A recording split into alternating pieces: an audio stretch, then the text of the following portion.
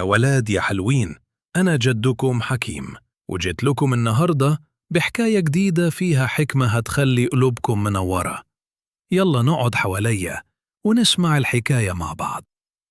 في يوم جميل مشمس كان في بنت لطيفة اسمها سارة.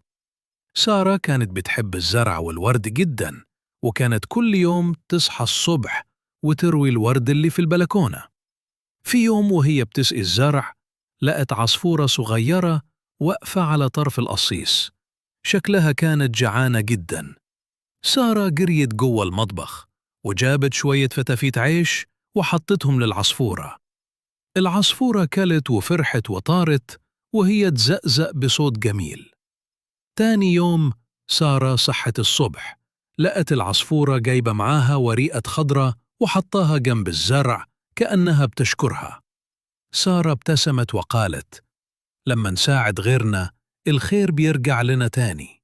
ومن اليوم ده سارة بقت كل يوم تحط أكل العصافير، وبقت تحس بسعادة كبيرة في قلبها.